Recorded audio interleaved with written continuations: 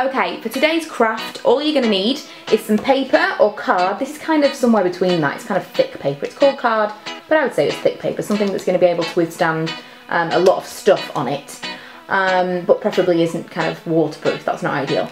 So you're going to need that. You're going to need pencil crayons, a wax crayon, which is preferably black or a very, very dark colour, and a toothpick, or same difference, we're going to use this little cocktail umbrella because it's basically the same thing. You just need something that has a sharp point to draw through the wax at the end. So let's get started.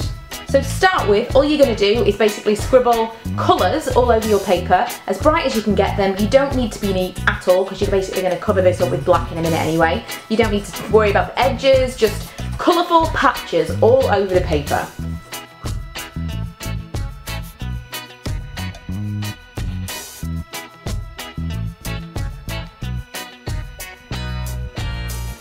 Next comes the super annoying and time-consuming part, and that is to cover the entire page with a black or very, very dark wax crayon. There is method to this madness, which it will all become clear in the end, but basically you want it as thick as possible, just colouring every single inch of the page.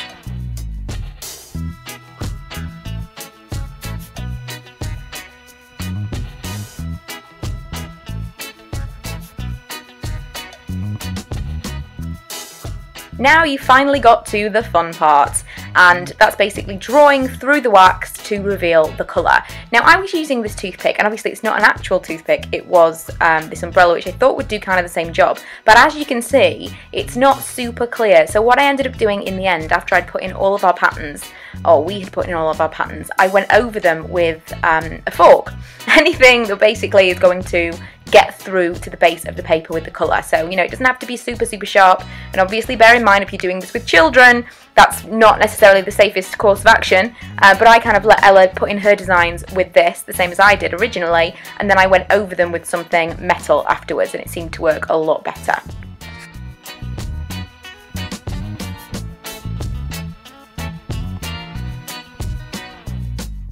And this is our final result. It may not win any awards, but it was a lot of fun to do, and I think this is a really cool craft to do with kids because not only is it easy, but it's really time consuming, so it obviously keeps them quiet for a little while. So when they're driving you a little bit mad, maybe suggest this as a craft to them, especially if they're old enough to do it by themselves. But it was really fun to do it with Ella, and it's just something that you can do any time of the year. It doesn't have to be particularly bonfire night. I just remember as a child doing this with my grandparents, or mainly my grandma, and it being a bonfire night kind of tradition, this particular craft. But you can do it, or craft. I call it a craft, it's really just a drawing, project-y picture thing. But you can do it any time of year, and I think it's really cool with kind of names and other kinds of pictures as well. I hope you do it. If you do, please let us know, tweet us, Instagram, etc., etc., and we will see you guys in our next video.